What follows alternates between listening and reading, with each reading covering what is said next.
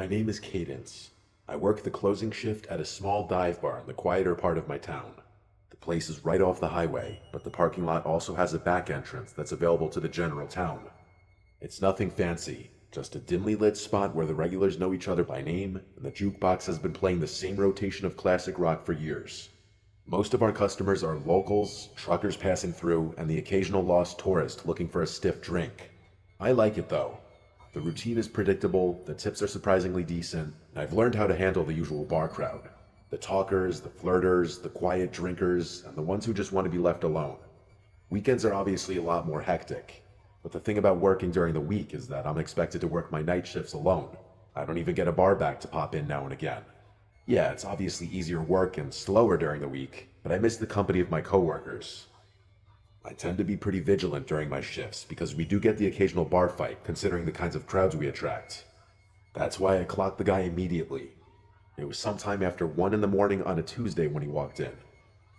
If I had to guess, I'd say he was in his late 40s, but he was extremely clean cut and well groomed. Not the kind of look you'd expect from a guy his age in an area like this.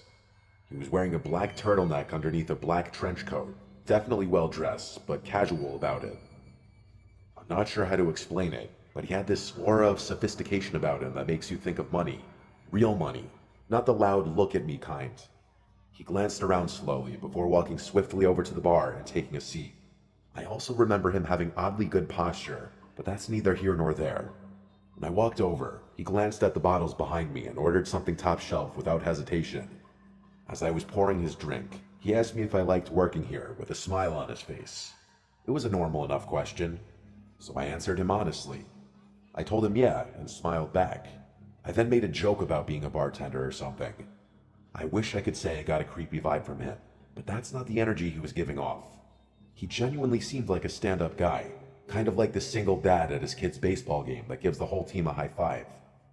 He chatted with me for a bit, which I didn't mind since the bar was pretty quiet at that point. Eventually, he asked me if I ever thought about doing something bigger, which I admit was somewhat bizarre. Again though, not a totally creepy question given the nature of the situation. I gave him my standard bartender smile and told him I was happy for now. He nodded and sipped his drink, seemingly disappointed at my answer for reasons I didn't understand. After a long pause, he asked me what time I got off out of nowhere. That question surprised me. I hadn't picked up any kind of flirting from him whatsoever, so I was a little disappointed to discover that our conversation had just been another one of those empty attempts at getting my number. I smiled and gave him a vague answer, trying to brush him off in a friendly way without seeming uptight. Before he could answer, I busied myself and began wiping down the counter, but he didn't press. He just smiled like he already knew, then drained his drink and pulled out a crisp $100 bill, laying it gently on the bar like it was nothing. Then, without another word, he walked out into the night. I didn't really know what to make of the encounter. I know it sounds like nothing, but his demeanor was just so far off my radar that I was intrigued. Either way, I figured I was never going to see him again and got on with my life. As it would turn out though, I was wrong. About a week later, he came back. Only this time, he wasn't alone. There was a woman with him. She drew my attention since I hadn't seen her before. She looked like she was in her mid-30s and was dressed in a way that didn't quite match her age. Trendy, but off, like someone trying a little too hard to blend in with a younger crowd. I watched her closely as the two of them approached the bar. Everything about her seemed calculated, from the way she smiled too easily to the way she leaned against the bar like we were already friends. As I was setting down napkins in front of them, the very first thing she said to me wasn't a hello or a drink order, but a compliment. She put on this overly joyful smile and said, "You're so pretty." Her fingers brushed against my arm as she said it, lingering just a second longer than normal. I laughed and thanked her, but I could instantly tell that something was off about this woman. The man didn't speak, which I thought was also a little strange given that he had been so talkative last time. They ordered drinks and poured them, and that's when questions came flooding in. The woman asked me how long I'd been working here, along with how old I was and a bunch of other small talk questions like that. I answered in short, polite sentences, but I got the sense that this wasn't small talk. She was studying me.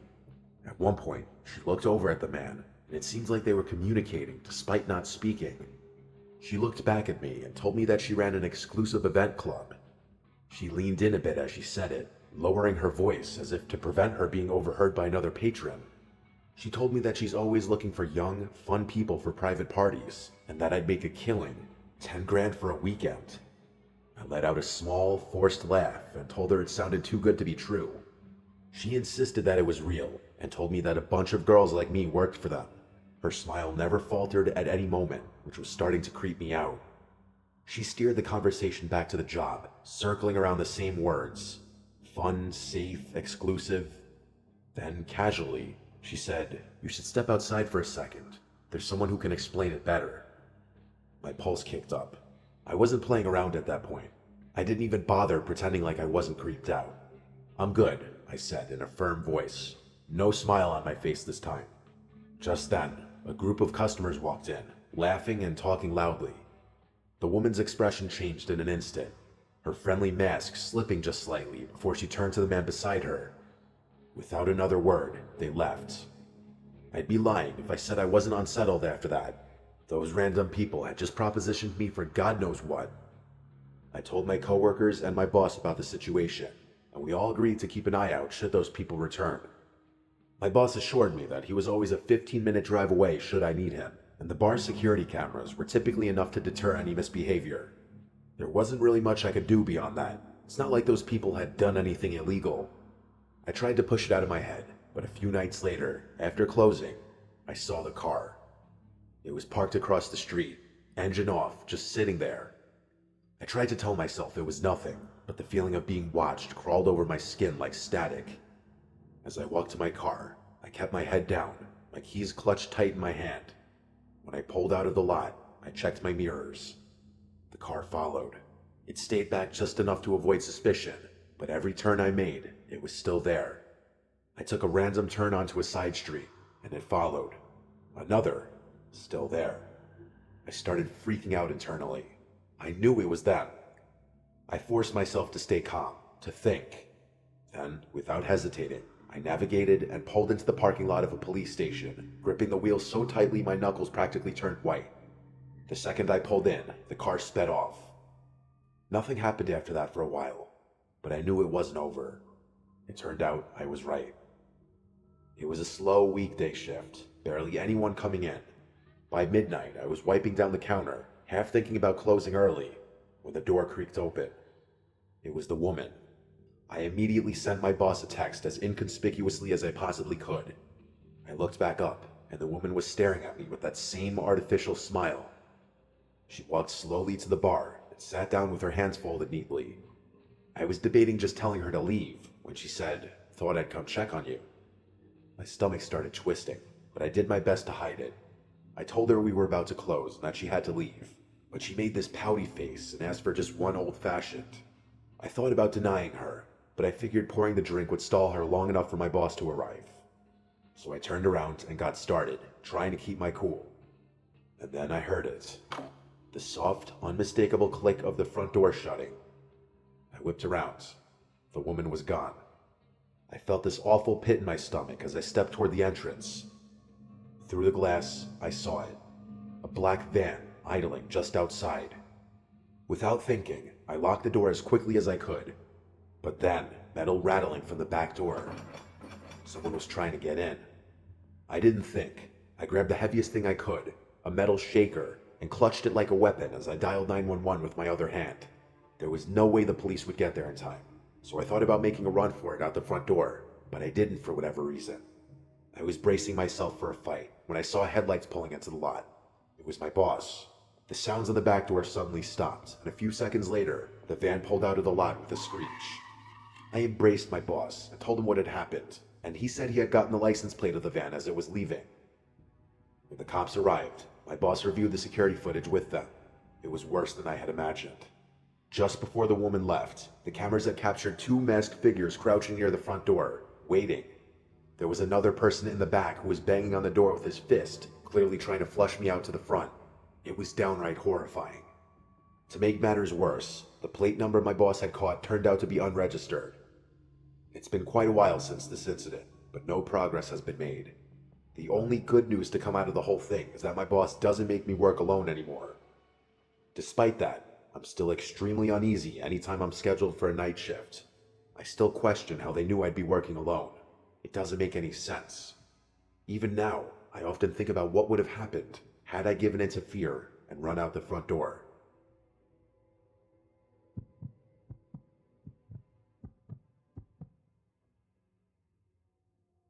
I used to work the night shift at a gas station slash convenience store off a quiet stretch of highway.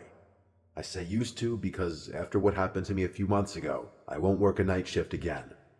It's a small station, the kind that barely gets any business once it gets late. Most of my shift was spent restocking shelves, wiping down counters, and occasionally ringing up a trucker or traveler passing through. I remember the whole thing vividly. It was just past 2:30 in the morning. By then, even the truckers had mostly dried up, and I was left with basically nothing to do. I scrolled mindlessly on my phone, trying to kill some time. At one point, I stepped outside for some air, rubbing my hands together against the cold. I exhaled a few times, watching my breath disappear in the cold. The parking lot was empty, just the pumps, the road, and the dark stretch of trees beyond. The neon sign flickered faintly, and I remember it being hazy out, like you could literally see the moisture in the air. Even with the highway not too far off, it was pretty silent out there. Right as I was about to walk back towards the store, I noticed something move out of the corner of my eye. I whipped my head around and realized there was a person standing behind one of the pumps. How had I not noticed him earlier? He was wearing a dark red hoodie with a hood up, and he had both hands shoved in his pockets. There wasn't a car in sight, so he obviously wasn't fueling up. The only thing was, he didn't seem to be heading towards the store either. He was just standing there, half turned toward the store like he was watching me. At first, I figured maybe he was waiting for someone, but something about the way he moved rubbed me the wrong way. He was kind of shuffling about in this circular pattern. I entered the store, but made sure to keep an eye on him through the glass. I kept track of him while pretending not to, hoping someone would drive up and pick him up or something. But after a few minutes, he started walking toward the door. Slow at first, then suddenly pushing inside like he'd made up his mind all at once. He walked up to the counter, but didn't say anything right away, just stared at me like he was sizing me up. Then, in a rushed, almost rehearsed way, he muttered that his car had broken down just before the pumps. He said he needed a jump, or maybe just a little gas to get to the next town. I was literally shocked. He wasn't even trying to make his story believable. Like I couldn't believe he actually expected me to buy his BS story.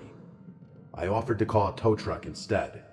No, he said, too quick, shaking his head. He just needed a flashlight, maybe some help checking under the hood. Something was definitely off, that much was true.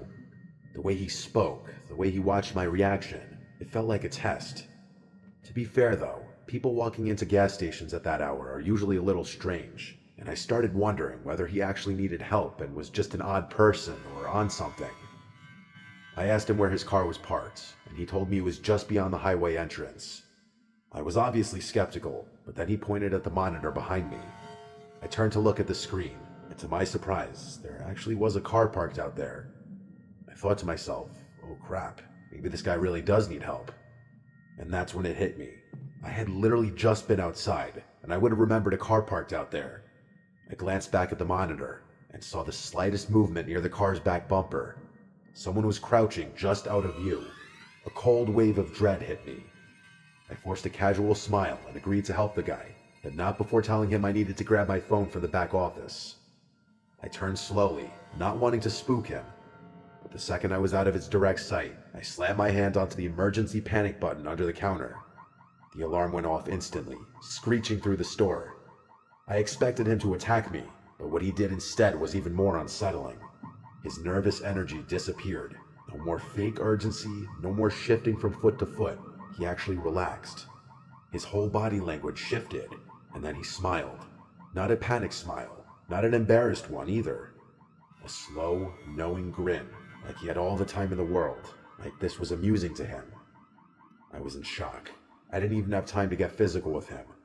In one fluid motion, he turned and bolted. I ran to the monitors just in time to see both of them take off. Not toward the car, but into the woods behind the station. The car just sat there, engine off, headlights off. No one inside. By the time the police arrived, it was exactly as I saw it. The car was still there, but the men were gone. No footprints leading away, no sign of them anywhere. And then one of the officers pointed something out. Something I hadn't noticed before. The front passenger door was open. There had been a third person inside the whole time. The police took my statement down, I turned over the surveillance footage, and that was that. A few days later, they followed up with me. They had the car towed and ran the plates. Turned out, it had been reported stolen nearly a week earlier, over 100 miles away. No one had come forward to claim it, no reports of missing persons, no other crimes linked to it, just an abandoned vehicle in the middle of nowhere with no explanation. That was months ago, and still nothing. I don't know why convenience stores are such popular targets, but I can say for sure that I will never work another night shift again.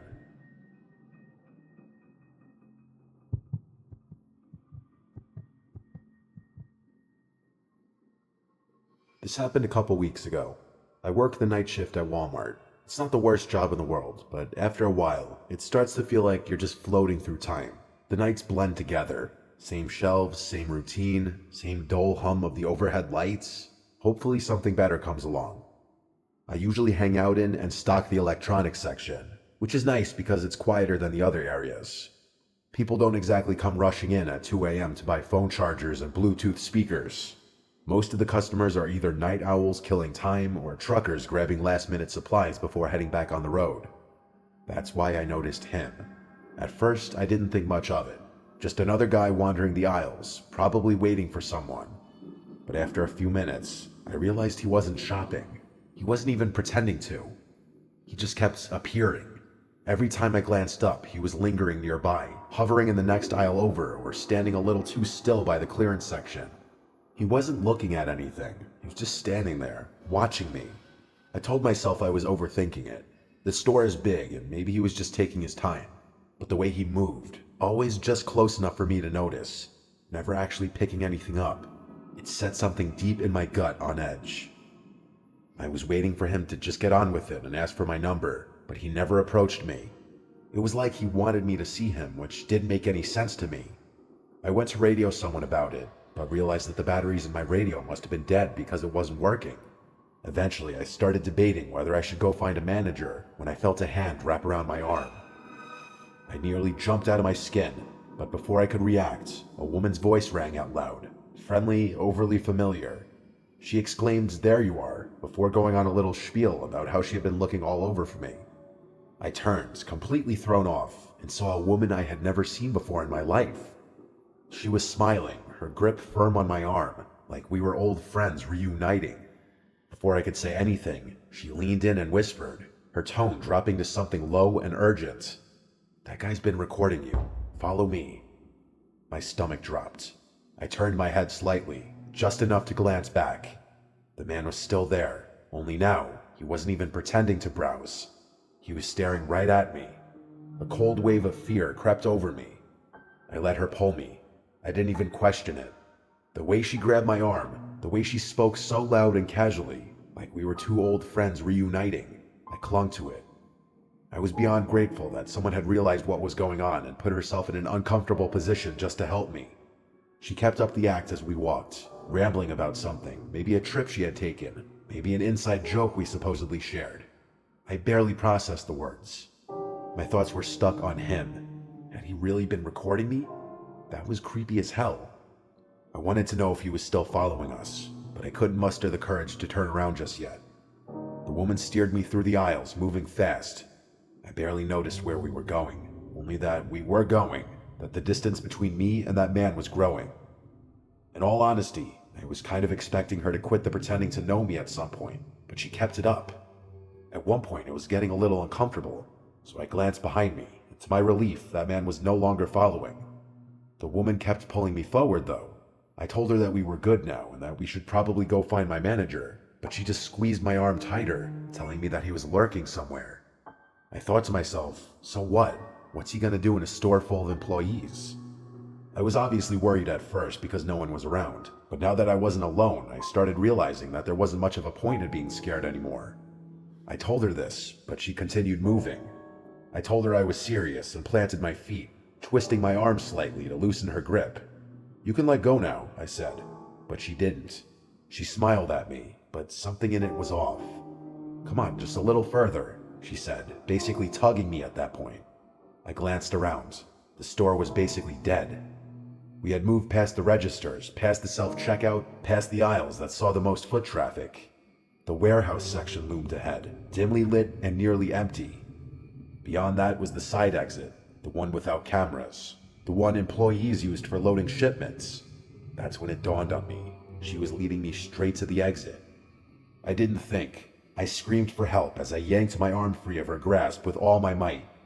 She lost her grip just enough for me to pull free. I didn't waste another second. I turned and ran toward the front of the store. As I fled, she yelled out something behind me. She yelled for me to come back, followed by my name, which I hadn't given her. I kept running until I saw one of my coworkers who was running toward me, most likely reacting to my screaming. I told him to call security, which he promptly did. That woman was long gone, though. By the time I told my story to the security guards, that woman and that man were nowhere in sight. They reviewed the security footage, and just as I suspected, the woman and man walked into the store together. She had been with him the entire time. The man's face was clear as day in one of the frames, but hers was always turned away. I had a feeling she was the mastermind behind the whole thing, so I was infuriated that the cameras hadn't picked her face up. Every second of it had been planned. The police got involved, and the whole thing went down as a failed abduction attempt. I'm still waiting for a resolution about it. That man should definitely be easy to track down, given his face was caught on camera. I have no idea how that woman knew my name. That's what terrifies me the most. Those people hadn't just picked me at random. I was a direct target.